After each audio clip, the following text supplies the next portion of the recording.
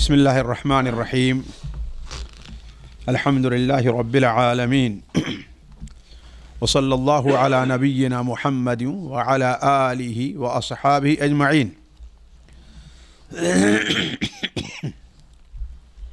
ساتھیو، امام ہدیٰ، حکیم امت، عالم ربانی امام ابن القیم رحمہ اللہ کی کتاب الداء والدواء یا الجواب الکافی لمن سأل عن الدواء الشافی کی جو قراءت اور اس پر معمولی تعلیقات چل رہی تھیں، بات یہ چل رہی تھی کہ امام القیم رحمہ اللہ نے ان لوگوں کے لیے جو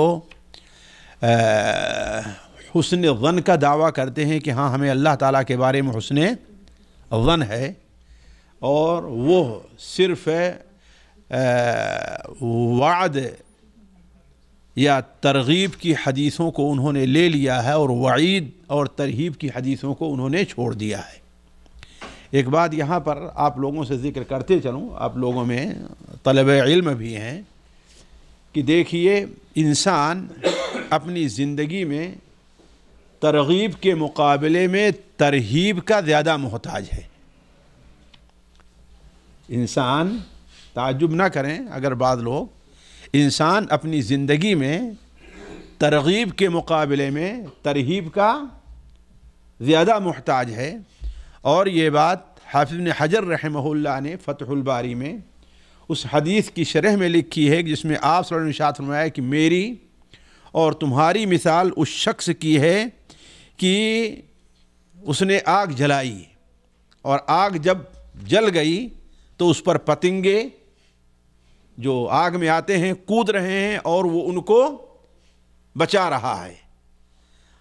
وہ بچا نہیں پاتا اور جا کر کے اس میں کود پڑتے ہیں۔ کہا یہی میری مثال ہے، میں تمہاری کمر کو پکڑ کر کے جہنم سے نکال رہا ہوں، لیکن تم مجھ پر غالب آ جاتے ہو اور آگ میں کود پڑتے ہو۔ اس حدیث کی شرح میں حافظ ابن حجر رحمہ اللہ نے لکھا ہے کہ بندہ ترغیب کے مقابلے میں ترہیب کا زیادہ محتاج ہے۔ اسی لیے آپ دیکھیں گے قرآن مجید میں عموماً جہنم کا ذکر پہلے ہے اور جنت کا ذکر بعد میں ہے۔ قرآن مجید میں عموماً جہنم کا ذکر پہلے ہے، جنت کا ذکر بعد میں ہے۔ فَإِن لَّمْ تَفْعَلُوا وَلَن تَفْعَلُوا فَاتَّقُوا النَّارَ الَّتِي وَقُودُهَا النَّاسُ وَالْحِجَارَةُ أُعِدَّتْ وَبَشِّرِ الَّذِينَ آمَنُوا وَعَمِلُوا الصَّالِحَاتِ۔ پہلے ہی پارے میں ہے نا، پہلے کس کا ذکر ہوا؟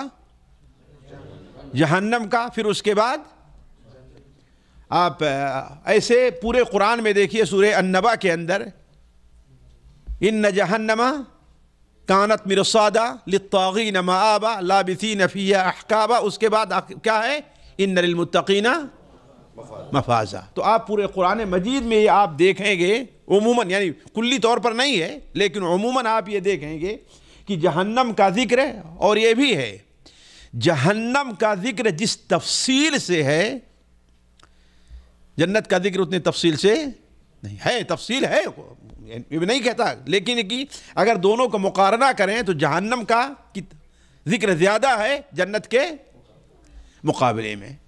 تو کہنے کا مطلب ہے کہ امام القیم رحمہ اللہ یہاں جو حدیثیں آپ کے سامنے رکھی گئی عموماً ان حدیثوں کو کس لیے ذکر کر رہے ہیں کہ بندہ اللہ تبارک و تعالیٰ کی پکڑ سے وہ نڈر نہ ہو جائے، اللہ تبارک و تعالیٰ کے ساتھ حسن ظن کی بنیاد پر گناہوں کے اندر وہ مبتلا نہ ہو جائے۔ گناہ ہر انسان سے ہوتا ہے لیکن اس کے لیے توبہ اور استغفار کو لازم پکڑے۔ اسی سلسلے میں ایک حدیث ہے جس کو یہ مترجم نے مثال دی ہے، نبی صلی اللہ علیہ وسلم اپنی مثال بیان کرتے ہیں، جیسا کہ میں پہلے ہی بیان کر چکا ہوں، یہ عناوین جو ہیں وہ اصل کتاب کا حصہ نہیں ہیں۔ حضرت بریدہ رضی اللہ تعالیٰ عنہ بیان کرتے ہیں کہ ایک دن رسول اللہ صلی اللہ علیہ وسلم ہم لوگوں کے پاس تشریف لائے اور بآواز بلند فرمانے لگے، لوگو میری اور تمہاری مثال کیسی ہے تم جانتے ہو؟ صحابہ نے جواب دیا اللہ اور اس کے رسول خوب جانتے ہیں۔ یہ صحابہ کا ادب تھا اللہ کے رسول صلی اللہ علیہ وسلم کے بارے میں کہ جب تک یہ نہ دیکھیں کہ آپ اصرار کر کے بار بار پوچھ رہے ہیں. کوئی بھی بات اگر آپ پہلی بار پوچھتے تھے تو کیا کہتے تھے؟ اللہ و رسولہ عالم.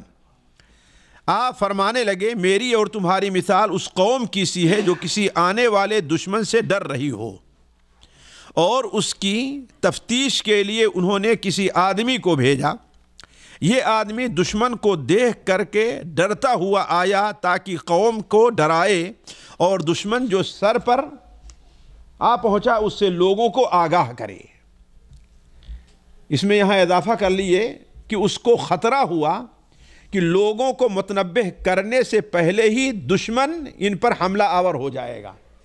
یہ حدیث میں ہے لیکن ترجمے میں یہ چھوٹ گئی ہے. اسے جو دیکھنے گیا تھا اسے کیا خطرہ ہوا کہ میں جب تک لوگوں پر کو متنبہ کرنے پہنچوں گا اس سے پہلے دشمن آ کر کے حملہ آور نہ ہو جائے. تو لوگوں کے پاس پہنچنے سے پہلے ہی اس نے کپڑا ہلا ہلا کر کے یہ خبر دی زور زور سے، لوگوں دشمن آ گیا، بلکہ سر پر پہنچ گیا. آگے خوف الہی کے عنوان سے جو حدیث ہے، یا حدیث میں چھوڑ دے رہا ہوں، اس کو دیکھیں.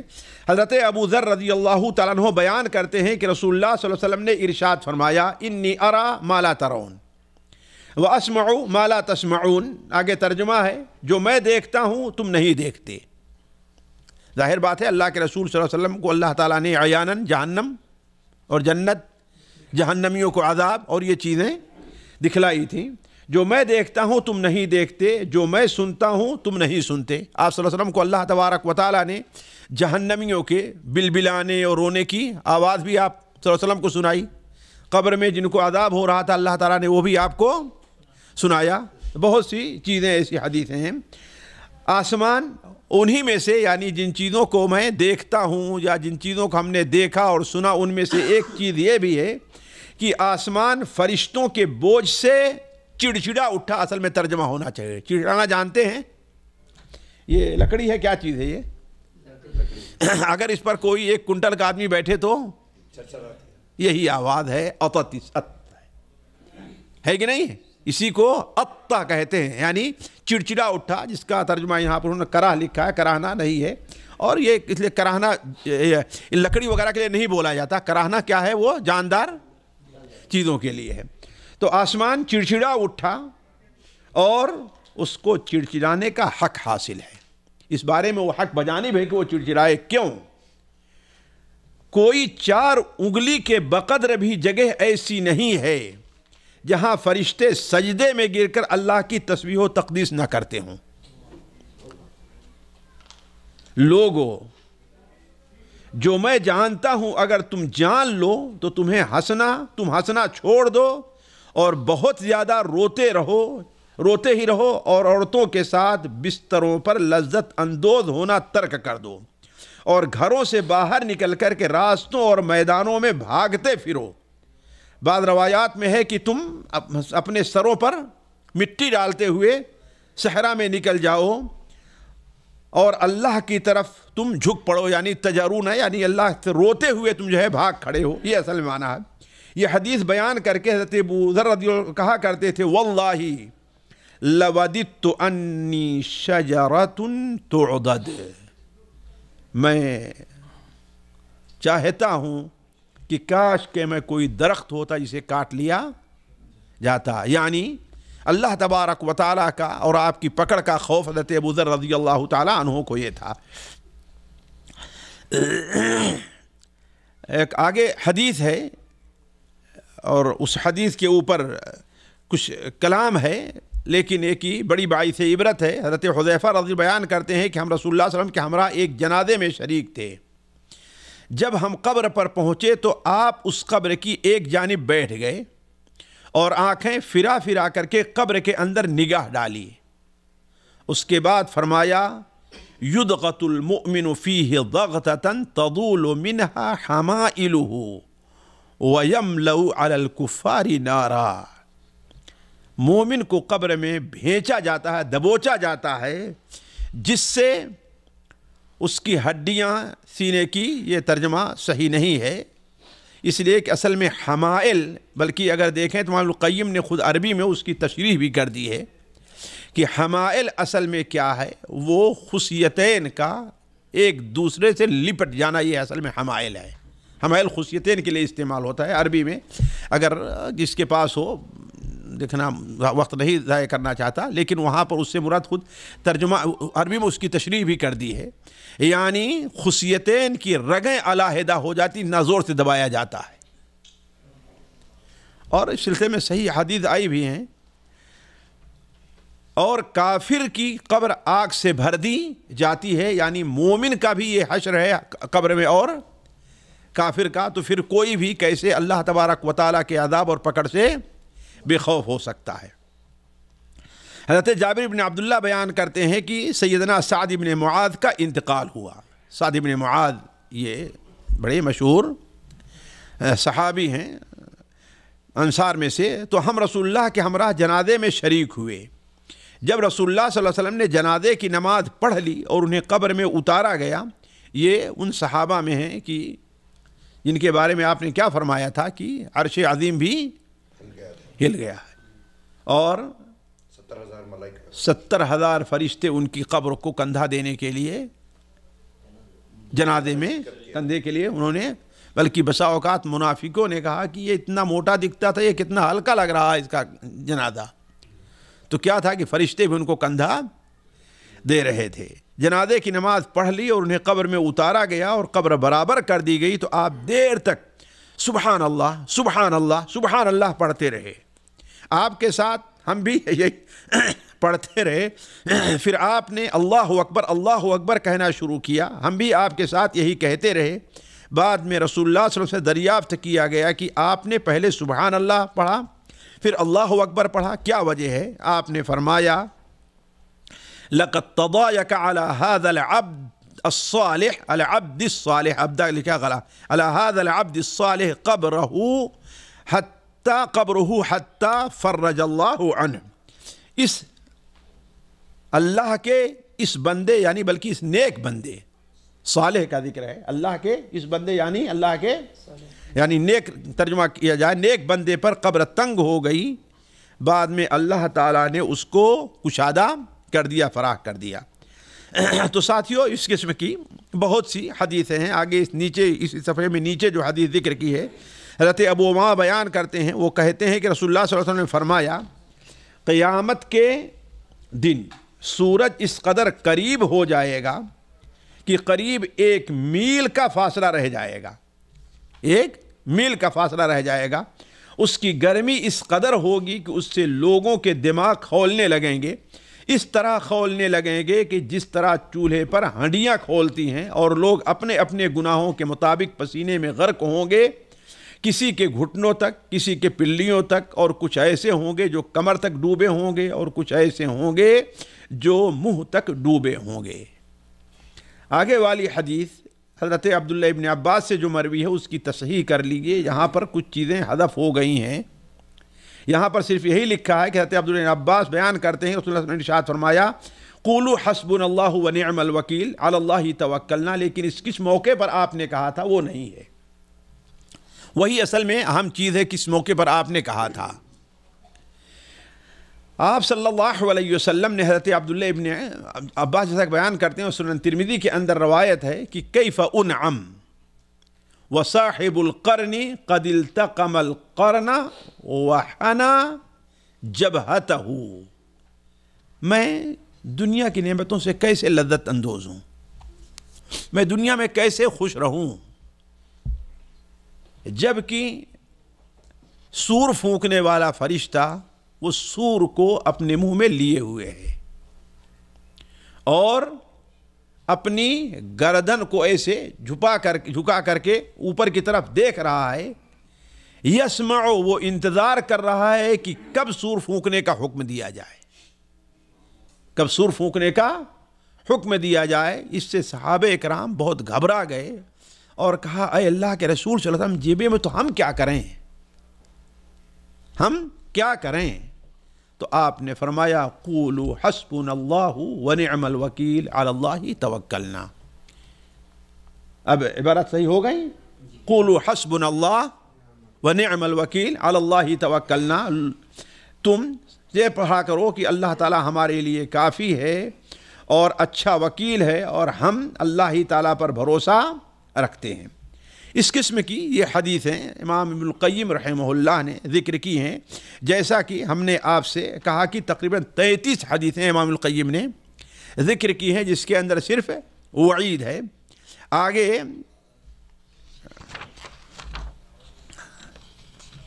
تو کئی حدیثیں امام القیم رحمہ اللہ نے ذکر کی ہیں اور سب ذرا سا ترغیب اور ترہیب کی ہیں۔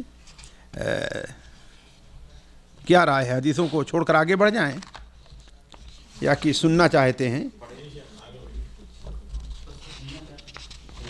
خبر کے دبوچ والی شیخ اس طرح انگلیاں وہ صحیح ہے؟ جی بات دوسرے حدیثوں میں ہے۔ جی جی جی جی جی جی دیکھیے بعض حدیثیں جو ہے وہ ہم ذکر کرتے چلتے ہیں، جیسے کہ یہ دیکھیے صفحہ 82 پر صحیح بخاری اور مسلم کے اندر ایک حدیث حضرت عبداللہ ابن عمر سے مروی ہے۔ صحیح بخاری میں حضرت عبداللہ ابن عمر سے مروی ہے کہ رسول اللہ صلی اللہ علیہ وسلم نے ارشاد فرمایا اذا صار اہل الجنت فی الجنہ واہل النار فی النار جیء بالموت۔ ترجمہ ہے، جب جنتی لوگ جنت میں داخل ہو جائیں گے اور جہنمی لوگ جہنم میں چلے جائیں گے تو موت کو جنت و دوزخ کے درمیان لا کھڑا کر دیا جائے گا اور اسے ذبح کر دیا جائے گا۔ اس کے بعد اللہ تبارک و تعالیٰ کا منادی پکارے گا، اے جنت والو تمہارے لیے ہمیشہ ہمیش کے لیے جنت ہے، اور اے موت اے دوزخ والو تمہارے لیے ہمیشہ ہمیش کے لیے دوزخ ہے، اب موت نہیں ہے۔ یہ سن کر جنتی لوگوں کی مسرت اور بڑھ جائے گی اور دوزخیوں کا رنج و غم اور زیادہ ہو جائے گا۔ مسند احمد میں انہی سے یعنی حضرت عبداللہ ابن عمر سے، اس لیے کہ پہلی حدیث میں ہم نے کہا تھا کہ صحیح بخاری میں اگرچہ یہاں پر نہیں لکھا ہے لیکن حدیث کس سے مروی ہے؟ یہ حضرت عبداللہ ابن عمر سے ہے۔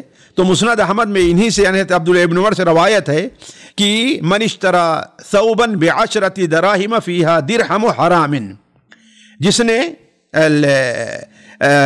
10 درہم میں کوئی کپڑا خریدا، یہ چونکہ گناہ سے متعلق بات ہے اس لیے گناہ پر ترہیب کے لیے طور پر، جس نے 10 درہم میں کوئی کپڑا خریدا اور اس میں 1 درہم بھی حرام کا تھا، تو جب تک یہ کپڑا اس کے جسم پر ہوگا اللہ اس کی نماز قبول نہیں کرے گا۔ راوی نے یہاں اپنے دونوں کانوں میں انگلیاں ڈال لیں اور کہا، یعنی حضرت عبداللہ ابن عمر نے، اگر یہ حدیث میں نے رسول اللہ صلی اللہ علیہ وسلم سے نہ سنی ہو تو میں بہرا ہو جاؤں۔ یعنی گویا بڑی تاکید کے طور پر آپ صلی اللہ علیہ وسلم نے یہ راوی نے حدیث بیان کی ہے۔ ساتھیوں آگے بڑھتے ہیں، بعض حدیثیں اور قابل ذکر ہیں۔ صفحہ 88 کے اوپر آپ دیکھیں، مسند احمد میں مروی ہے کہ رسول اللہ صلی اللہ علیہ وسلم نے فرمایا یعرض الناس یوم القیامت 3 عرضات، لوگ قیامت کے دن اللہ کے سامنے 3 مرتبہ پیشی ہوگی۔ ساتھیوں قیامت کا دن کوئی معمولی وقت تو نہیں ہے، یہ 50,000 سال کا ہے اور اس میں مختلف مراحل ہیں۔ کہنے کو قیامت کے دن ایک دن ہے، آج کل ساتھیوں یہ بہت ہی کمی ہے کہ لوگوں کے سامنے آخرت کا بیان کم سے کم ہوا کرتا ہے، جبکہ دیکھیں قرآن مجید میں آخرت کا بیان توحید کے بعد جتنا ہے کسی اور چیز کا بیان نہیں ہے۔ اس کا معنی کیا ہے کہ یہ انسان برابر اس کا محتاج ہے کہ اس کے سامنے یہ چیزیں بیان کی جائیں۔ آخرت کے مراحل مختلف ہیں۔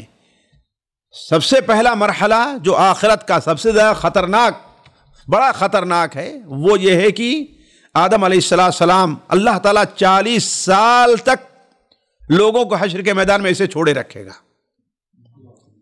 کتنا؟ 40 سال تک، اور کھڑے ہونے کے لیے صرف ایک بالش، صرف دونوں پیر رکھنے کی جگہ ہوگی، بس اتنی جگہ ملے گی ہر آدمی کو۔ بس اب آپ سوچیں، گرمی اتنی تیز ہو اور اتنی بھیڑ ہو تو ذرا سوچیں، اس لیے حدیث میں ہے کہ جیسے ترکش کے اندر تیر جمع کر کے رکھا جاتا ہے ایسے تم اس میدان میں ایک دوسرے کے ساتھ ملے 40 سال. اس کے بعد جب انبیاء انکار کر دیں گے تو اللہ کے رسول صلی اللہ علیہ وسلم تیار ہوں گے آپ کی سفارش پر. اللہ تبارک و تعالی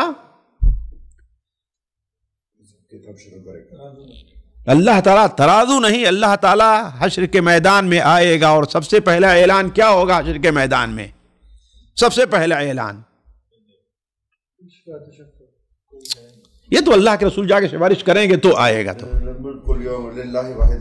سب سے پہلا اعلان اللہ تعالیٰ یہ کرے گا، اے آدم کو خطاب کر کے تمہاری ذریت میں جو جہنم کا حصہ جہنم ہے اس کو الگ کر لو.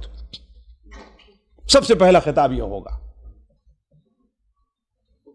سب سے پہلا خطاب. حضرت آدم علیہ السلام کہیں گے اے اللہ تعالیٰ جہنم کا کتنا حصہ ہے؟ تو اللہ تعالیٰ فرمائے گا کہ 1000 میں سے 999 کو جہنم کے لیے الگ کر لو. یہ وہ وقت ہوگا کہ آپ صلی اللہ علیہ وسلم نے بہت کھل کر کے ارشاد فرمایا کہ تضع ذات حمل حملها وترى الناس سكارى وما هم بسكارى ولكن عذاب الله شديد يوم تذهل كل مرضعة عما رضعت وتضع كل ذات حمل حملها. لوگ مدہوش ہو جائیں گے. آپ نے فرمایا لوگ مدہوش نہیں، لیکن اللہ کا عذاب ہی ایسا سخت ہوگا. لوگ اسی کو سب سے بہت مشکل مرحلہ سمجھیں گے، لیکن اس کے بعد اللہ تبارک و تعالی سوال اور حساب کا مرحلہ رکھے گا. سوال اور حساب کے مرحلے جب پورا ہو جائے گا تو اللہ تعالیٰ ترازو کا مرحلہ رکھے گا. یہ وہ وقت ہوگا کہ کوئی کسی کے بارے میں پوچھے گا نہیں. سوال و جواب کے مرحلے کے بعد نامہ اعمال کی تقسیم کا مرحلہ ہوگا. نامہ اعمال کی تقسیم کے بعد ترازو رکھا جائے گا، اور ترازو کے بعد سب سے مشکل مرحلہ پرسلات پر سے گزرنے کا ہوگا. یہ سارے مراحل ہیں کہاں؟ حشر کے میدان کے. اور ان میں 3 مرحلہ یہ آئے گا کہ یعرض الناس یوم القیامہ 3 عرضات. قیامت کے دن 3 مرتبہ لوگوں کی پیشی ہوگی اللہ تعالیٰ کے سامنے. 2 پیشی میں حجت اور معذرت کی ہوگی، یعنی اللہ تعالیٰ ان سے کہے ایسا کیوں تم نے کیا، تمہارے پاس کیا عذر تھا، تم نے ایسا کیوں کیا اور تمہارے پاس کیا عذر تھا. اور تیسری پیشی نامہ اعمال اڑ کر لوگوں کے ہاتھوں میں چلے جانے کی ہوگی. اس لیے کہ نامہ اعمال کسی کو ایسے نہیں دیا جائے گا. نامہ اعمال اللہ تعالیٰ فضا میں ایسے اڑائے گا، اور اللہ کی قدرت سے ہر انسان کا نامہ اعمال اس کے سامنے جائے گا. نیک لوگوں کا نامہ اعمال سامنے سے اڑتا ہوا ان کے دائیں ہاتھ میں آئے گا، اور برے لوگوں کا اللہ تعالیٰ حفاظت فرمائے ان کا نامہ اعمال پیچھے سے ان کے بائیں ہاتھ میں آئے گا. اس لیے وراء ظہری کا لفظ آیا ہوا ہے، وراء ظہری کا. تو آخری جو مرحلہ ہوگا وَأَمَّا الثَّالِثَ فَعِنْدَ ذَلِكَ تَطِيرُ الصُّحُفُ مِنْ الْأَيْدِي فَآخِذٌ بِيَمِينِهِ وَآخِذٌ بِشِمَالِهِ. اور یہ وہ مرحلہ ہوگا کہ مائی عائشہ نے اللہ کے رسول سے سوال کیا تھا، اے اللہ کے رسول آپ اتنی محبت اس دنیا میں کرتے ہیں، کیا قیامت کے دن بھی آپ اپنے آیات کو یاد رکھیں گے؟ آپ نے فرمایا اے عائشہ 3 گھڑیاں ایسی ہیں کوئی کسی کو نہیں پوچھے گا. ترازو کے وقت جب نامہ اعمال تولا جائے گا، نامہ اعمال کی تقسیم کے وقت، اور پرصراط پر گزرتے. اور پرصراط پر سے ظاہر بات واضح ہے کہ انبیاء کی آواز کیا رہے گی؟ اللہم سلم، یعنی کوئی اور دعا کسی سے کوئی الفاظ نہیں نکلیں گے. ابھی تک اللہ کے رسول صلی اللہ علیہ وسلم کو بھی میدان میں سفارش کی اجازت نہیں ہوگی کہ کسی کے لیے سفارش کریں. آپ سفارش کا مرحلہ پرصراط پر سے گزرنے کے بعد جس کو جہنم میں جانا ہے چلے جائیں گے، اس کے بعد آئے گا. اس سے پہلے سفارش نہیں ہوگی.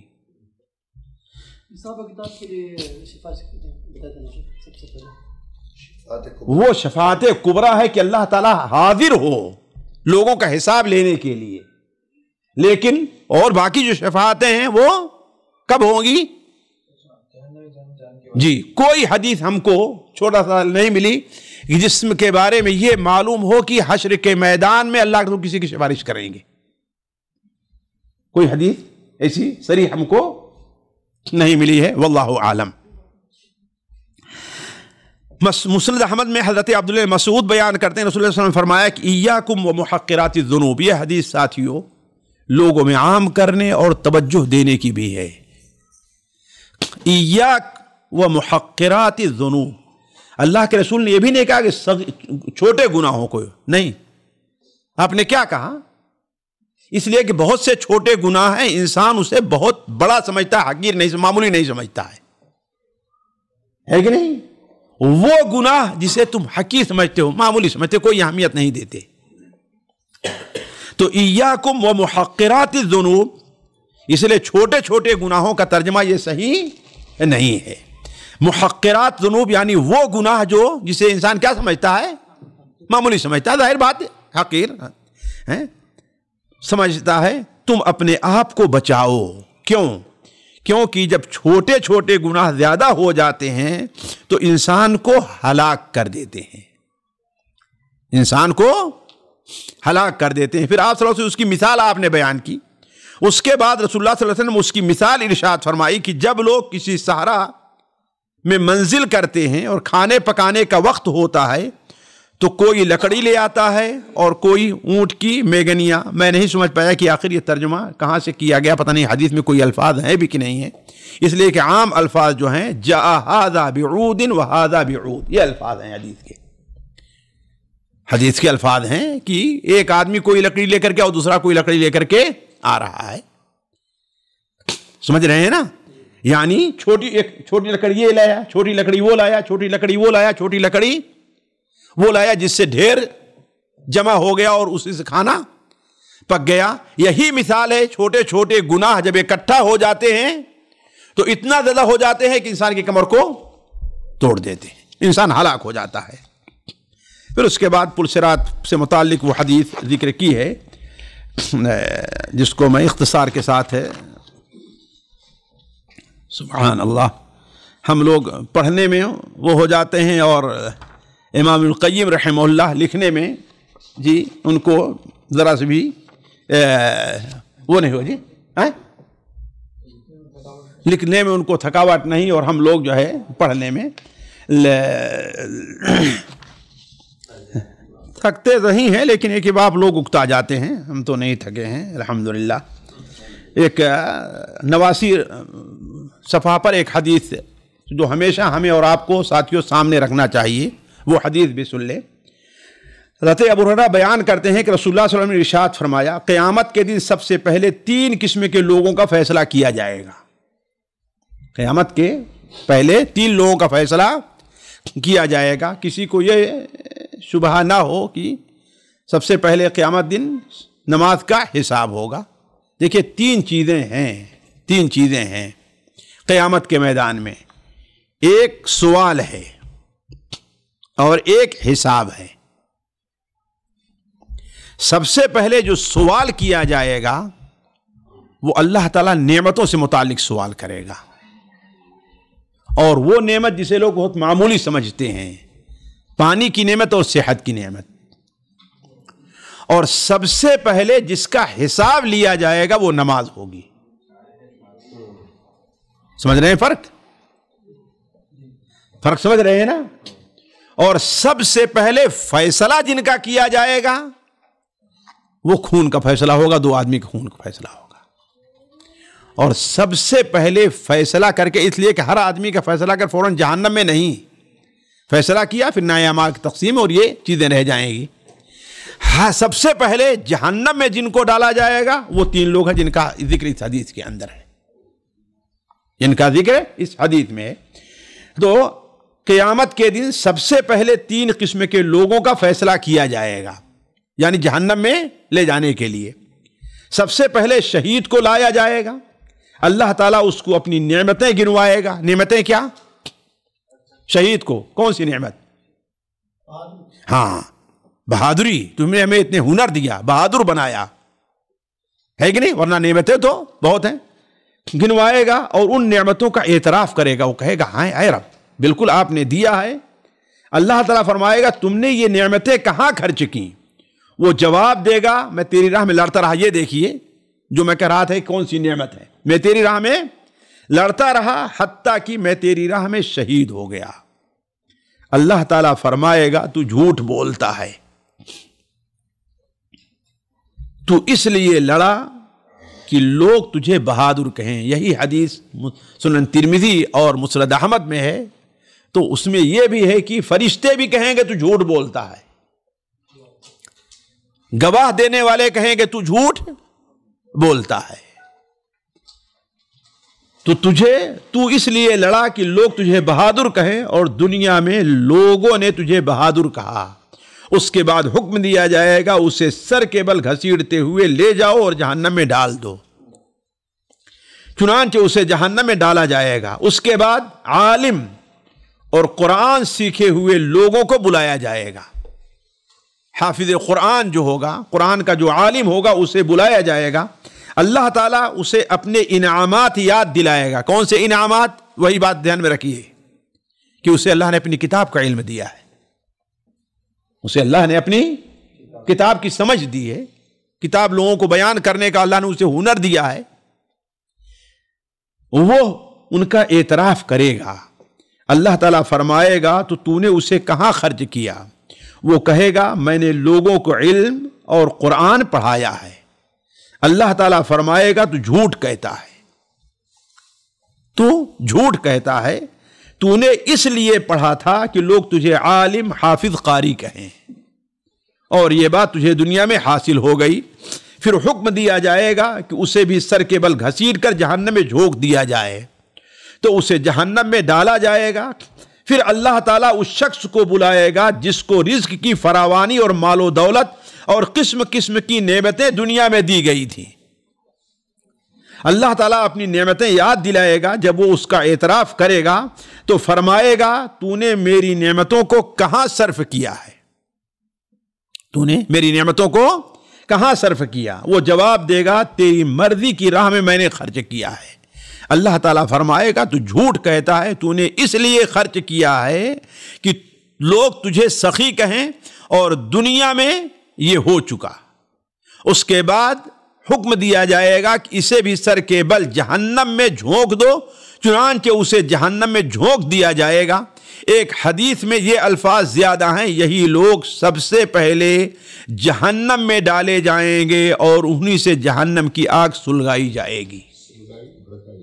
ہاں سلگائی نہیں ہے بلکہ بھڑکائی جائے گی. جی تسعر کے الفاظ ہیں. تسعر کے معنی کیا ہے؟ وہ سعر, سعیر کہتے ہیں سخت گرم کو. جہنم کو جہنم سعیر کیوں کہتے ہیں؟ اس لیے کہ بہت ہی زیادہ وہ گرم ہے. تو سخت گرمی کو جو ہے وہ سعیر کہا جاتا ہے. ساتھیو ذرا غور کریں, ان میں 3 چیزیں جن کے لیے انسان اس دنیا میں انہی کے ذریعے سے انسان شہرت حاصل کرتا ہے. ایک جسمانی طاقت قوت اور ہنر کے ذریعے, دوسرے اپنے علم کے ذریعے, اور تیسرے اپنے مال کے ذریعے. اور ان 3 لوگوں کا حشر ہے کہ اگر اللہ کے لیے یہ چیزیں نہ خرچ کی گئیں تو ان کا حشر کیا ہونے والا ہے. شیخ الاسلام ابن تیمیہ سے میں نے سنا اور فرمایا کرتے تھے, میں سمجھتا ہوں کہ یہاں جو ترجمے میں اس روایت سے متعلق لکھا ہے یہ مترجم کی طرف سے اضافہ ہے, یہ اصل کتاب میں نہیں ہے. شیخ الاسلام ابن تیمیہ سے میں نے سنا اور فرمایا کرتے تھے تمام سے بہتر لوگ انبیاء کرام علیہ السلام ہیں, ہے نا؟ سب سے بہتر کون ہے؟ انبیاء ہیں. اور وہ شریر ترین لوگ ہیں جو اپنے کو انبیاء کرام کا جانشین کہتے ہیں, لیکن وہ کذاب اور جھوٹے دعوے دار ہیں. وہ جھوٹے دعوے دار ہیں. انبیاء کرام کے بعد تمام سے بہترین لوگ علماء کرام, شہداء اور صدیقین اور مخلصین ہیں, لیکن جو لوگ ایسے نہیں اور ان جیسے بن کر لوگوں کو دھوکہ اور فریب دیتے ہیں یہ شریر ترین لوگ ہیں. صحیح بخاری میں حضرت ابو ہریرہ بیان کرتے ہیں کہ رسول اللہ صلی اللہ علیہ وسلم نے ارشاد فرمایا من كانت عنده لأخيه مظلمة من مال أو عرض فليأته فليستحلها من قبل أن يؤخذ وليس عنده دینار. جس شخص نے اپنے کسی بھائی پر ظلم کیا، وہ ظلم مال کا ہو یا اسباب و متاع کا، یہ ترجمہ صحیح نہیں ہے بلکہ یا آبرو کا ہو. شاید انہوں نے اس کو عرض بھی پڑھنا چاہا ہے، وہ عرض ہے نا، جی ہے نا، ہاں آبرو کہا ہے تو مال و اسباب ضرورت نہیں تھی، لیکن مال اسباب و متاع مال آ چکا ہے نا. تو وہ ظلم مال کا ہو یا آبرو کا، اسے چاہیے کہ وہ اپنے بھائی کے پاس جائے اور قبل اس کے کہ اس سے مواخذہ ہو، یعنی کہاں قیامت کے دن، اور بدلہ دینے کے لیے اس کے پاس دینار و درہم نہ ہو، اس سے معاف کرا کر اپنے لیے جائز گردان لے.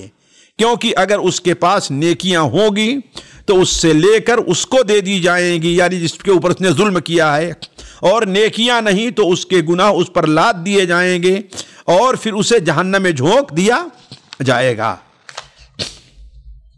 ساتھیو، اس طریقے سے اللہ تبارک امام القیم رحمہ اللہ نے اور حدیثیں بھی ذکر کی ہیں. ان حدیثوں کو اگر آپ پڑھنا چاہیں گے تو پڑھ لیں گے. یہاں پر ابو الوفا ابن عقیل جو ایک بہت بڑے حنبلی عالم ہیں، صفحہ 92 پر دیکھیے، ہے نا، عالم ہیں، ان کا ایک قول بڑا پیارا نقل کیا ہے. اس لیے جو ہے، بلکہ امام القیم اس سے پہلے کہا ہے کہ مذکورہ بالا احادیث کے علاوہ بے شمار احادیث اس بارے میں موجود ہیں.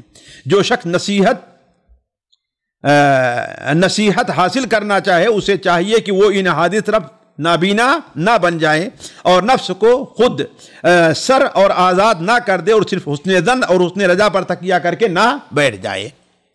کہتے ہیں کہ ابو الوفا ابن عقیل کہتے تھے کہ اللہ تبارک و تعالیٰ سے ڈرتے رہو، فریب و مغالطہ کا شکار نہ بنو، کیونکہ اللہ تعالیٰ تو صرف 3 درہم کی چوری پر ہاتھ کاٹنے کا حکم دیتا ہے اور سوئی کے ناکے کے برابر شراب پینے پر حد جاری کرنے کا حکم دیتا ہے، اور ایک بلی کے بارے میں معمولی غفلت کی بنا پر اس نے ایک عورت کو جہنم میں ڈال دیا، اور مال غنیمت سے ایک عمامہ اٹھا لینے کے بدلے یہی عمامہ آگ کا شعلہ بن کر عذاب کا موجب ہوا، حالانکہ یہ شخص شہید ہو کر کے مرا تھا.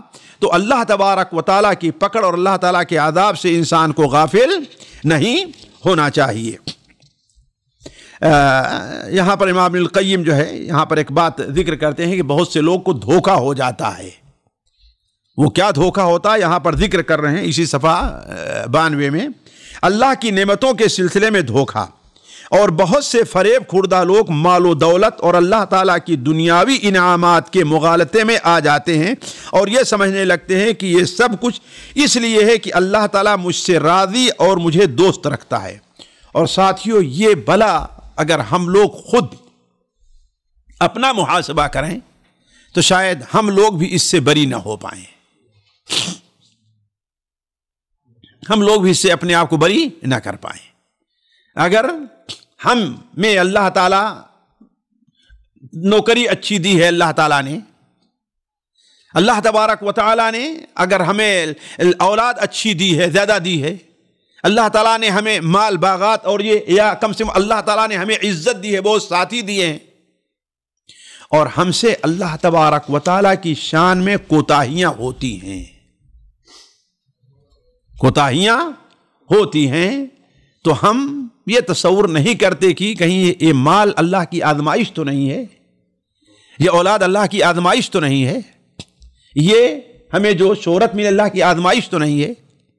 ہم کیا سمجھتے ہیں کہ یہ ہماری نیکیاں ہیں، ہمارا ہنر ہے، ہماری خوبی ہے، اللہ تعالیٰ ہم سے محبت کرتا ہے. تو اسی طرف امام القیم رحمہ اللہ توجہ دلا رہے ہیں کہ اور یہ سمجھنے لگتے ہیں کہ یہ سب کچھ اس لیے ہے کہ اللہ تعالیٰ مجھ سے راضی اور مجھے دوست رکھتا ہے، اور آخرت میں وہ مجھے اس سے بھی زیادہ انعامات سے نوازے گا. لیکن یہ باتیں محض اوہام اور دھوکہ ہیں، اس لیے کہ اللہ تعالیٰ نے قرآن مجید میں بڑے واضح طور پر اس کی تردید کی ہے، بڑے واضح طور پر. کسی کو یاد ہے کہاں ہے؟ اَيَحْسَبُونَ أَنَّمَا نُمِدُّهُمْ بِهِ مِن مَّالٍ وَبَنِينَ نُسَارِعُ لَهُمْ فِي الْخَيْرَاتِ بل لا یشعرون. وہ لوگ یہ جو سمجھتے ہیں کہ مال اور بنین ہم نے ان کو جو یہ وسعت دی ہے، کیا سمجھتے ہیں کہ ہم ان کے لیے خیرات کو زیادہ کر رہے ہیں؟ حقیقی نہیں، بلکہ وہ سمجھتے نہیں ہیں. یہ سورہ المؤمنون میں ہے، شاید سورہ المؤمنون میں. تو چنانچہ امام احمد حنبل رحمہ اللہ بیان کرتے ہیں کہ رسول اللہ صلی اللہ علیہ وسلم نے ارشاد فرمایا: اذا رأيت الله عز وجل يعطي العبد من الدنيا على معاصيه ما يحب فإنما هو استدراج. فإنما هو، جب تم دیکھو کہ اللہ تعالی کسی ایسے بندے کو دنیا دیتا ہے جو گناہوں میں ڈوبا ہوا ہے، تو سمجھ لو کہ یہ استدراج یعنی ڈھیل ہے. یہ ڈھیل ہے. اس کی مثال ہے، مثال کے طور پر ایک بچہ ہے جو اسکول میں کھیلتا ہے اور پڑھتا نہیں ہے. اس نے غلطی کی، استاد نے کیا ہے وہ چشم پوشی کر لی. استاد نے تو کیا سمجھتا ہے کہ میری یہ ہوشیاری ہے. وہ نہیں سمجھتا ہے کہ استاد انتظار میں ہے کہ میں اس کو دبوچوں تو اچھی طریقے سے دبوچ دوں. تو اگر کوئی یہ سمجھتا ہے کہ وہ اللہ کی نافرمانی یا ہم اور آپ اللہ کی جو نعمت ہے اس کا صحیح حق ادا نہیں کر رہے ہیں، اور اللہ تبارک و تعالی ہمیں بڑھا ہی رہا ہے، تو یہ نہ سمجھے کہ اللہ تعالی ہمیں سے راضی ہے. نہیں، ہو سکتا ہے کہ یہ کیا ہو، استدراج ہو.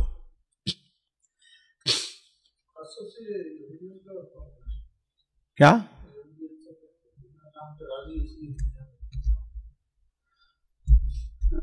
یہودی کیا مسلمان نہیں کہتے؟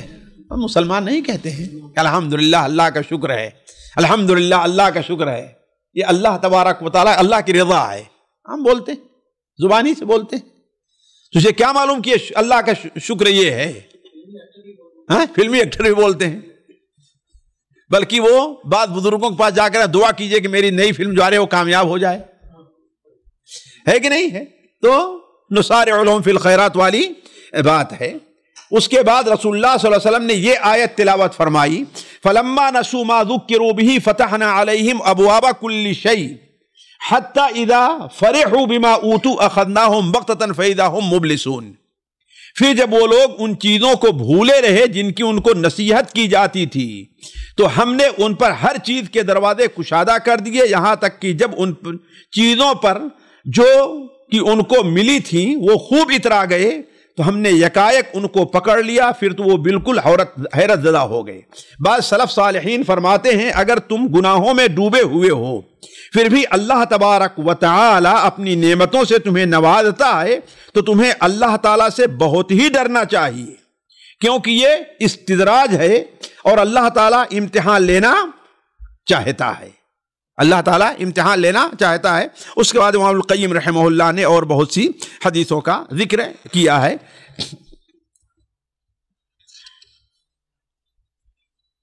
امام القیم رحمہ اللہ نے یہ دیکھیے صفحہ 95 میں جو نیا عنوان شروع کیا ہے، نئے فصل جس کا انہوں نے انسان اور دنیا اور آخرت یہ رکھا ہے، یہ یہاں سے ان لوگوں کا رد ہے جو دنیاوی زیب و زینت سے دھوکے میں ہیں یا ان کا ایمان کمزور ہے اور شیطان انہیں دھوکے میں رکھا ہے.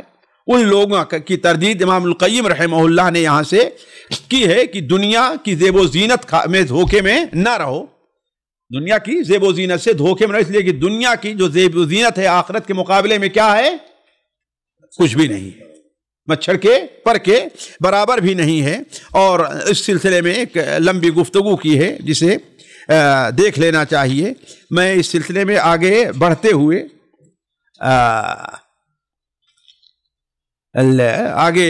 ہوئے ایک جو اگلے فصل ہے صفحہ 100 پر جس طرح کام کی ہے ذرا اسے آپ لوگ تھوڑا سا سن لیں، پھر اس کے بعد جو ہے وہ امید رجا کے جو 3 درجے ہیں وہ بیان کر کے اپنی بات موضوع ختم کریں گے. حسن ظن اور فریب اور مغالطہ، یہ جو کہا ہے امام القیم کہتے ہیں کہ جو میری بات سنیں گے ذرا اس لیے کہ اس میں ترجمے کے اندر ذرا سا کچھ ہے غیر واضح ہے. ما سبق تقریر سے یہ واضح ہو گیا کہ حسن ظن اور فریب و مغالطہ میں کیا فرق ہے. جو ہم نے اب تک یہ بات کہی ہے، اس سے حسن ظن اور جو فریب اور مغالطہ ہے اس میں کیا فرق ہے کہ حسن ظن وہ صحیح حق ہے جو بندے کو عمل صالح کے لیے آمادہ اور تیار کرے، عمل صالح کے لیے مساعد اور ممد ہو، اعمال صالحہ کی طرف کھینچ کر کے لے جائے، اور اگر وہ بطالت اور بدعملی انہماک معاصی کی طرف لے جاتا ہے تو وہ حسن ظن نہیں بلکہ فریب اور دھوکہ ہے۔ اور حقیقت یہ ہے کہ حسن ظن رجا و امیدی کا نام ہے، اور رجا و امید وہی صحیح اور حق ہے جو انسان کو طاعت الہی کی طرف لے جائے، اور معاصی اور بطالت اور بدعملی اور اگر یہ کہ یہاں سے پیراگراف ہونا چاہیے، اور معاصی بطالت و بدعملی پر ابھارے، اور بطالت بدعملی اس کو خواہ مخواہ کی رجا اور امید پیدا کرے، ایسی رجا و امید سراسر فریب اور دھوکہ ہے۔ اگر ایک شخص بہت سی زمین رکھتا ہے، اس سے شادابی اور پیداوار کی امید رکھتا ہے، اس سے مستفید ہونا چاہتا ہے، پھر بھی وہ زمین کو بیکار چھوڑ دیتا ہے، اس میں تخم ریزی نہیں کرتا، زمین کی خدمت نہیں کرتا، پانی نہیں دیتا، تو ایسے شخص کو لوگ احمق اور پاگل ہی کہیں گے۔ یہ حسن ظن اور امید نہیں ہے بلکہ حماقت ہے۔ اسی طرح اگر کوئی شخص یہ حسن ظن اور امید قائم کرے کہ بغیر ہم بستری کے اس کے گھر بچہ پیدا ہوگا، اور بلا طالب علم اور بلا تحصیل علم کی محنت و مشقت کے وہ ہم اثروں سے آگے نکل جائے گا، تو لوگ اسے احمق اور پاگل ہی کہیں گے۔ وقس علی ھذا، اسی پر آپ قیاس کرتے چلے جائیے۔ اسی طرح جو شخص بغیر طاعت و بندگی اور بلا اعمال صالحہ مقربہ، یعنی وہ اعمال جو اللہ کے قریب کریں، اور بلا امتثال اوامر، یعنی اللہ کے احکام کی پابندی، اجتناب منہیات و محرمات کے فوز و فلاح، بلندی مدارج اور جنت کی دائمی نعمتوں کی امیدیں کرتا ہے، ایسا حسن ظن رکھتا ہے تو وہ احمق پاگل سمجھا جائے گا۔ اس بارے میں اللہ رب العزت کا یہ ارشاد ہے، ان الذین آمنوا والذین ہاجروا وجاہدوا فی سبیل اللہ اولئک یرجون رحمت اللہ۔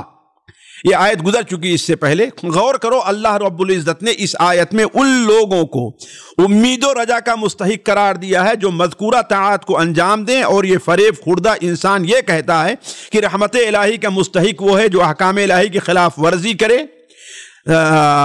حقوق و خداوندی کو ٹھکرا دے، اور بندگان الہی پر ظلم و جور روا رکھے، محرمات و منہیات کا بے خوف ارتکاب کرے۔ اس کے بعد امام القیم رحمہ اللہ نے ایک چند صفحات میں ایک بڑی اچھی بات کہی ہے، میں اس کا خلاصہ پیش کرنے کے بعد وہ اگلی مجلس کے لیے جو ہے وہ آپ لوگوں کو چھوڑ دیتا ہوں، اس لیے کہ وہاں سے گناہوں کے نقصانات اور تباہ کاریاں شروع ہوگی۔ امام القیم رحمہ اللہ یہ لکھتے ہیں کہ یہ سمجھ لینا چاہیے، بہت ضروری ہے کہ کسی چیز کو امید و رجا کے لیے تین چیزیں لازم اور ضروری ہیں۔ آپ اگر کسی چیز کی امید رکھتے ہیں تو اس کے لیے تین چیزیں یہ ضروری ہیں۔ پہلی چیز یہ ہے کہ اس سے محبت ہوتی ہے، اگر محبت نہ ہو تو اس کی حاصل کرنے کی انسان امید نہیں رکھے گا۔ دوسری چیز یہ ہے کہ اگر وہ نہ ملے تو انسان کو ڈر رہتا ہے کہیں ہم کو یہ ملے نہ، اس کا خوف رہتا ہے۔ اور تیسری چیز یہ ہوتی ہے کہ وہ اس کے حاصل کرنے کے لیے حتی الامکان کوشش کرتا ہے۔ اگر یہ تین چیزیں نہیں ہیں تو اس کا مطلب یہ ہے کہ وہ امید اور رجا و صحیح راستے پر نہیں ہے۔ جس امید و رجا میں یہ تین باتیں نہ ہو وہ امید و رجا نہیں بلکہ محض امانی یعنی خالی آرزو ہیں اور کچھ نہیں ہے۔ اور ظاہر ہے کہ امید و رجا اور چیز ہے اور امانی جھوٹی آرزو دوسری چیز ہے۔ ہر صاحب امید و رجا اپنی مطلوب چیز کے فوت ہونے سے ڈرتا ہے اور خائف رہتا ہے۔ ایک مسافر جب سفر کا راستہ طے کرتا ہے، اسے منزل تک پہنچنے میں خوف رہتا ہے، وہ اپنی رفتار تیز کر دیتا ہے۔ یعنی ایک انسان جب سفر پر جا رہا ہے، میں اس میں ہم نے کچھ اصلاح کی ہے ترجمے میں، لیکن میں اس کو ایسے بیان کر رہا ہوں۔ کہنا یہ چاہتے ہیں کہ ایک مسافر جو راستے میں جا رہا ہے اور اسے یہ خطرہ رہتا ہے کہیں ایسا نہ ہو کہ میرے پہنچنے سے پہلے وہاں جس مقصد کے لیے جا رہے ہیں وہ ختم ہو جائے، تو وہ کیا کرتا ہے؟ تیز رفتاری سے کام لیتا ہے۔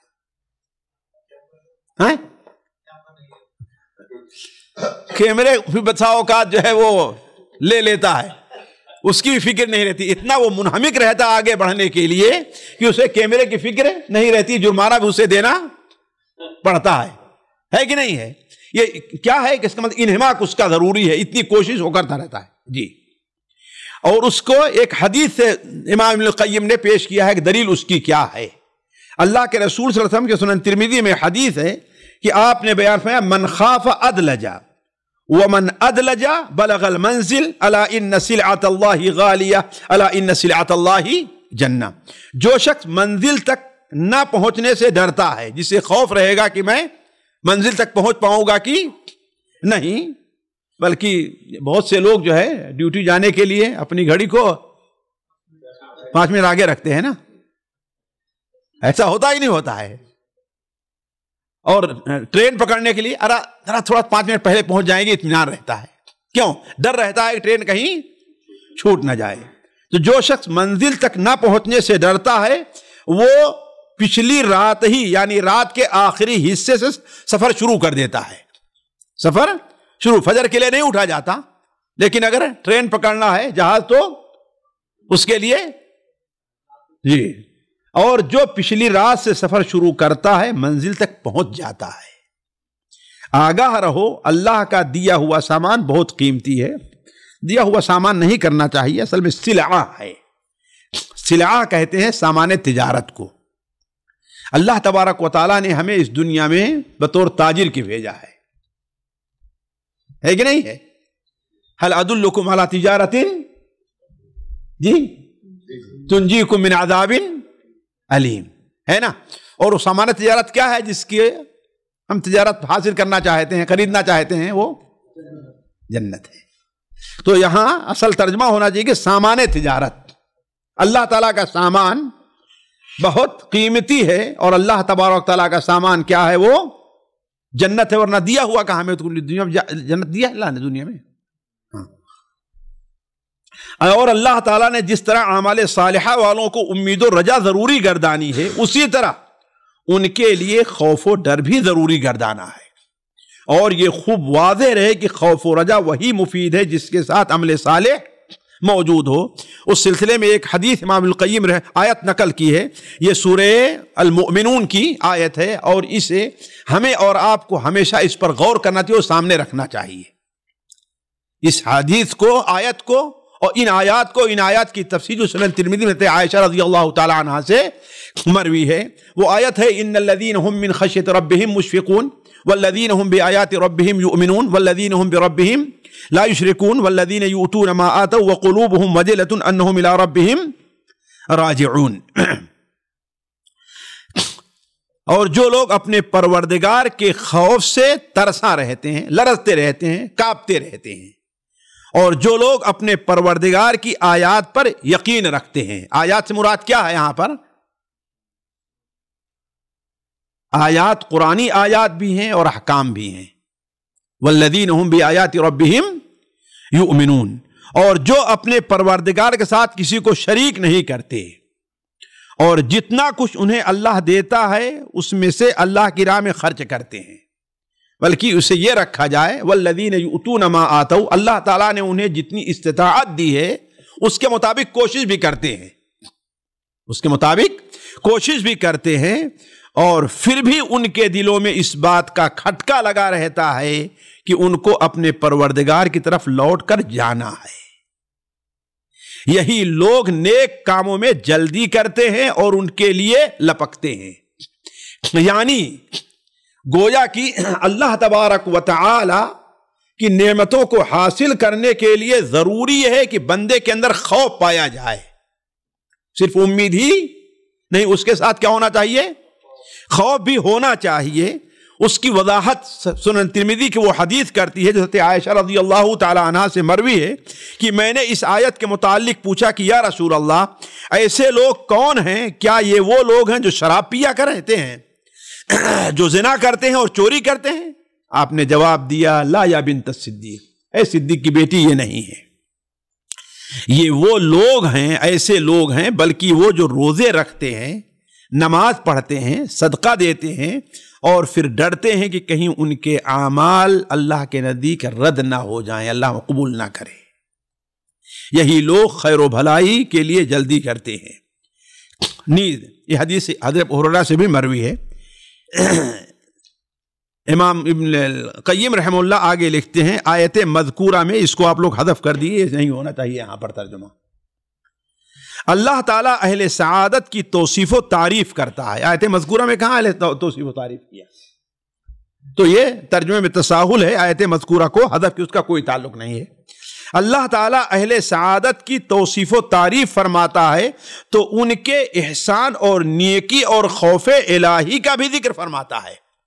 یعنی قرآن مجید میں اللہ تعالیٰ نے جہاں اہل سعادت کا ذکر کیا ہے، اسی کے ساتھ ساتھ یہ بھی ہے کہ وہ اللہ تعالیٰ سے ڈرتے بھی ہیں اور نیک عمل بھی کرتے ہیں. کوئی ایک آیت پیش کریں. مثال تو ہم نے ایک آیت لکھی ہے، الذین یصلون ما امر اللہ بہ ان یوصل ویخشون ربہم ویخافون سوء الحساب. جو اللہ تبارک و تعالی نے جن چیزوں کے رشتوں کے جوڑنے کا حکم دیا وہ رشتہ جوڑتے ہیں. وَيَخْشَوْنَ رَبَّهُمْ، اور اپنے رب سے ڈرتے ہیں، بے خوف نہیں ہو جاتے. وَيَخَافُونَ سُوءَ الْحِسَابِ، اور برے حساب سے ڈرتے رہتے ہیں. ایک اور جگہ ہے أُولَئِكَ الَّذِينَ يَدْعُونَ يَبْتَغُونَ إِلَى رَبِّهِمُ الْوَسِيلَةَ أَيُّهُمْ أَقْرَبُ وَيَرْجُونَ رَحْمَتَهُ وَيَخَافُونَ عَذَابَهُ. سورہ بنی اسرائیل میں، یعنی یرجون رحمتہ ویخافون عذابہ. تو امام القیم رحمہ اللہ نے انہی آیات طرف اشارہ فرمایا ہے کہ اللہ تعالیٰ نے جہاں اہل سعادت کا ذکر کیا ہے، ان کی تعریف کی ہے، ان میں اس بات کا بھی ذکر کیا ہے کہ جہاں انہیں امید ہوتی وہاں پر خوف بھی ہوتا ہے. اور شقی و بدبخت لوگوں کا ذکر فرماتا ہے تو ان کے گناہ اور ان کی بے خوفی کا ذکر کرتا ہے. ان کے گناہ، افامنوا مکر اللہ ہے نا، افامنوا مکر اللہ فلا یامن مکر اللہ الا القوم الخاسرون. اور یہ آیت جو ہم نے سورہ نحل کی پڑھی اس کے بعد میں دیکھیے جہاں پر شقاوت کا ذکر کیا تو وہاں اللہ نے اس چیز کو جو ہے واضح کیا ہے. آگے امام القیم رحمہ اللہ نے بہت سی مثالیں دی ہیں صحابہ کرام کی، اس لیے کہ آپ جانتے ہیں کہ ہمارے اور آپ کے لیے اللہ کے رسول صلی اللہ علیہ وسلم اگر آئیڈیل ہے تو کون ہے؟ وہ صحابہ کرام ہیں. آپ صلی اللہ علیہ وسلم کے بعد اگر ہمارے لیے آئیڈیل ہے تو کون ہے؟ صحابہ ہیں. اور اللہ تعالیٰ نے صحابہ کرام کو ہمارے لیے معیار حق قرار دیا ہے. صحابہ کرام کو ہمارے لیے معیار حق کہاں؟ فَإِنْ آمَنُوا بِمِثْلِ مَا آمَنْتُمْ بِهِ فَقَدْ اهْتَدَوْا. اس لیے امام القیم نے اس سے پہلے بھی صحابہ کرام کی مثالیں پیش کی ہیں اور یہاں بھی صحابہ کرام کی مثالیں اب پیش کر رہے ہیں. حضرت ابوبکر صدیق کی، حضرت عمر فاروق کی، حضرت علی رضی اللہ، حضرت عثمان اور دیگر صحابہ کی کہ وہ لوگ اللہ تبارک و تعالیٰ کے عذاب سے کس قدر خائف رہا کرتے تھے.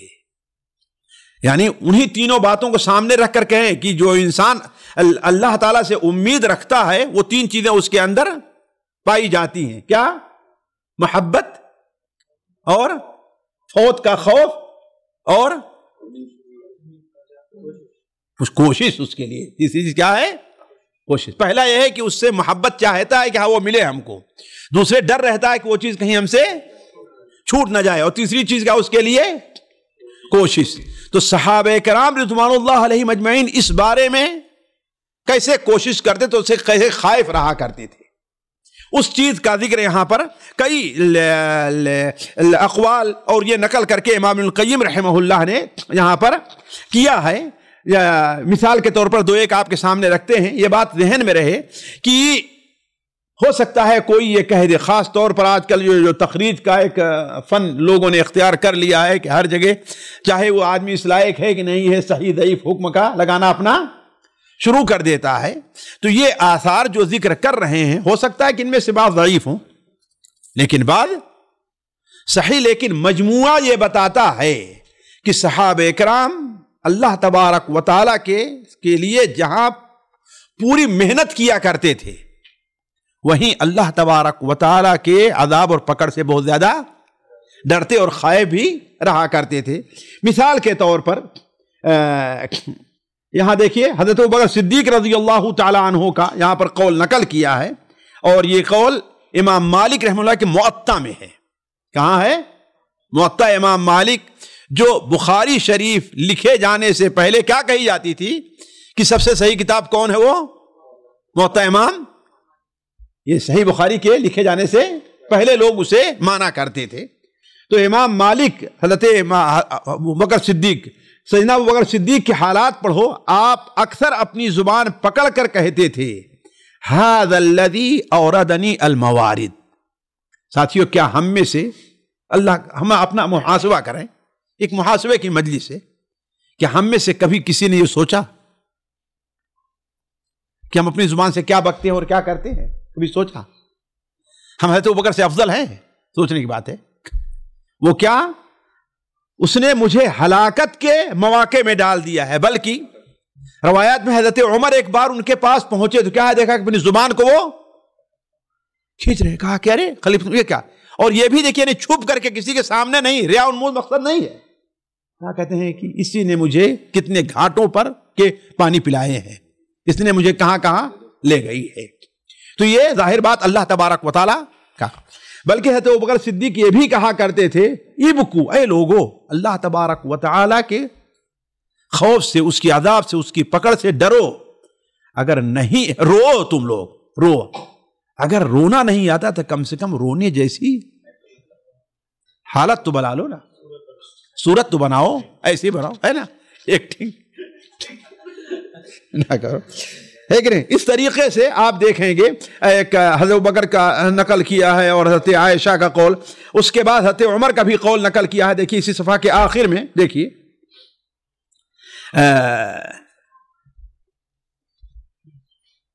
نہیں، حضرت عمر ہی کا قول ہے، حضرت ابوبکر ہی کے بارے میں ہے۔ حضرت عمر کے بارے میں دیکھیے اس صفحے کے اندر انہوں نے ذکر کیا ہے کہ سیدہ فاروق اعظم کے حالات پڑھو۔ ایک مرتبہ انہوں نے سورہ طور پڑھا شروع کی، جب اس آیت پر پہنچے بالکل شروع ہی میں ان عذاب ربک لواقع، ان عذاب ربک لواقع، اللہ تبارک و تعالیٰ کئی قسمیں کھا کر کہا والطور وکتاب مسطور فی رق منشور والبیت المعمور والسقف المرفوع والبحر المسجور، 5 چیزوں قسمیں کھا کر کے۔ حالانکہ قسم کھائے بغیر اللہ تعالیٰ کیا ہے؟ سچا ہے نا۔ یہ 5 قسمیں کھا کر کیا کرا؟ ان عذاب ربک لواقع ما لہ من دافع، اللہ تعالیٰ کا عذاب آنے والا ہے جسے کوئی نہیں روک سکتا، جسے کوئی نہیں روک سکتا۔ جب اس آیت پر پہنچے تو شدت سے رونا شروع کیا، حتیٰ کہ آپ اس قدر بیمار ہو گئے کہ لوگ عیادت کرنے لگے، لوگ عیادت کے لیے۔ یہ مثالیں دیتے جا رہے ہیں کہ کس طرح سیدنا عثمان، حضرت عثمان کی مثال دی ہے یہاں پر، وَدِدْتُ أَنِّي أَنْجُو لَا أَجْرَ وَلَا وِزْرَا، میں چاہتا ہوں کہ بس قیامت کے دن مجھے نجات مل جائے جہنم سے، چاہے مجھے جنت ملے یا نہ ملے۔ اس طریقے سے حضرت علی رضی اللہ تعالی عنہ اور حضرت ابو ذر تمام لوگوں کے اقوال یہاں پر ذکر کیے ہیں۔ جی جی وددت ان یہ حضرت عبداللہ بن عباس، حضرت عمر فاروق کا ہے، جی حضرت عمر فاروق ہی کا یہ ذریعہ ہے کہ وددت انی انجو، میں چاہتا ہوں کہ یہ، اور یہ یاد آ گیا یہ کس وقت ہوئے؟ یہ موت کے وقت، یہ موت کے وقت جب ان پر حملہ ہوا تھا، اس وقت انہوں نے یہ بات کہی تھی حضرت عمر فاروق پر، جب حملہ ہوا اور لوگ عیادت کرنے آ رہے تھے اور تعریف کر رہے تھے کہ آپ کیوں پریشان ہو رہے ہیں، اللہ نے آپ کے ذریعے سے مسلمانوں کی اتنی عزت دی، اتنی فتوحات حاصل ہوئی، تو اس وقت کیا کہا تھا کہ چھوڑو ان باتوں کو، میں تو چاہتا ہوں کہ بس اللہ میری جان چھوٹ جائے، نہ مجھے اللہ تعالیٰ کوئی عذاب دے نہ کوئی ثواب، جی ہے نا، اجر دے نہ وزر دے۔ اس طریقے سے آپ لوگ پڑھتے جائیں گے، وہ کافی دیکھیے آخر میں ذرا دیکھیں، وہ صرف ایک فائدے کی چیز ہے، اس لیے اس کو ہم ذکر کر دے رہے ہیں صفحہ 109 کے اوپر، اور اس سے بعض لوگوں کا ایک علمی فائدہ بھی ہوگا، اس کو ذکر کریں۔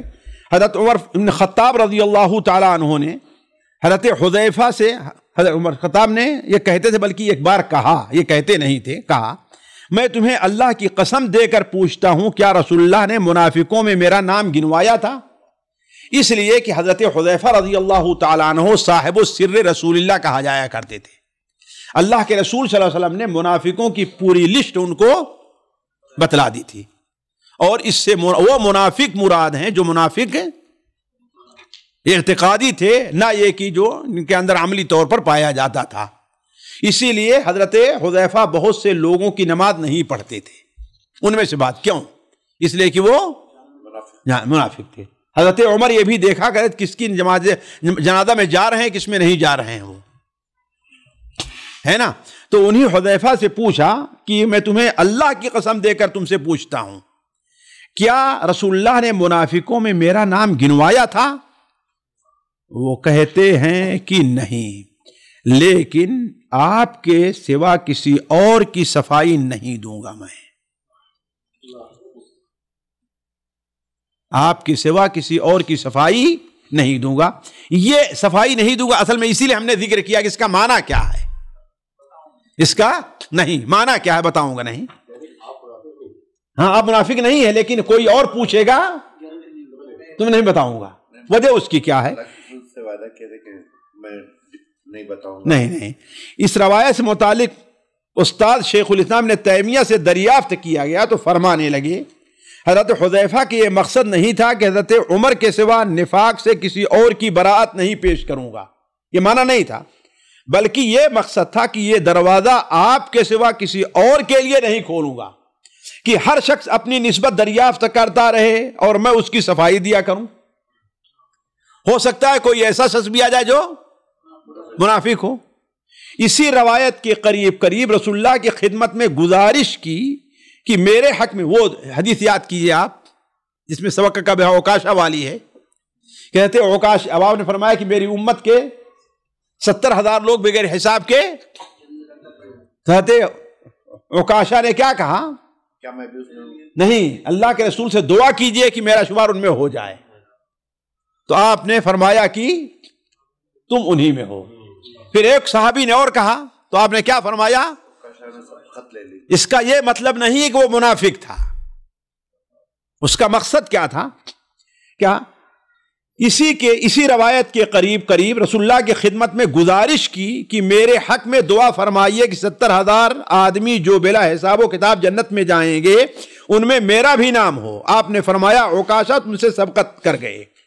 اس سے رسول اللہ صلی اللہ علیہ وسلم کا یہ مقصد نہیں تھا کہ اس کے حقدار صرف عکاشہ ہیں، بلکہ یہ مقصد تھا کہ اگر اس کے لیے دعا کی جائے گی تو یکے بعد دیگرے بہت سے لوگ کھڑے ہو جائیں گے اور کہیں گے کہ ہمارے لیے بھی دعا فرمائیے، اور جب دروازہ کھل جاتا ہے تو ہو سکتا ہے کہ ایسے لوگ بھی کھڑے ہو جائیں جو اس کے مستحق نہ ہوں اور کہنے لگیں کہ ہمارے لیے بھی دعا فرمائیے۔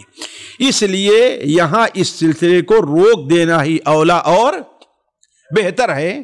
تو اسی لیے حضرت عمر فاروق رضی اللہ تعالیٰ، حضرت حذیفہ رضی اللہ تعالیٰ عنہ کہ حضرت حذیفہ رہتے عمر کے بعد کیا فرما دیا؟ آج بعد میں کسی کو بری نہیں کروں گا۔ سامعین کرام، ہمارے علمی اور عوامی دروس اور سوال و جواب کی مجلسوں سے آپ خود بھی مستفید ہوں اور اپنے دوست و احباب کے ساتھ بھی شیئر کریں۔ عین ممکن ہے کہ آپ کے شیئر سے کسی کی اصلاح اور آپ کے لیے صدقہ جاریہ بن جائے۔ واٹس ایپ پر اسلامک میسج حاصل کرنے کے لیے نمبر نوٹ فرمائیں: یعقوب عزیز 00966 5089 59707۔ واٹس ایپ سوال جو آپ گروپ میں ایڈ ہونے کے لیے نمبر نوٹ فرمائیں: عبدالسلام عمری 00966 502627 622۔ نمبر بھیجتے ہوئے نام اور پتہ ضرور لکھیں۔ اسی طرح ہمارے یوٹیوب چینل اسلامی دعویٰ کو ضرور سبسکرائب کریں تاکہ ہماری ہر نئی اور اہم ویڈیو کی اطلاع آپ کو فوری حاصل ہو جائے۔ تمام دروس، مقالات اور سوال و جواب سیریز کے لیے ہماری مشہور ویب سائٹ www.islamidawah.com کا مشاہدہ کرتے رہیں۔ السلام علیکم ورحمۃ اللہ وبرکاتہ۔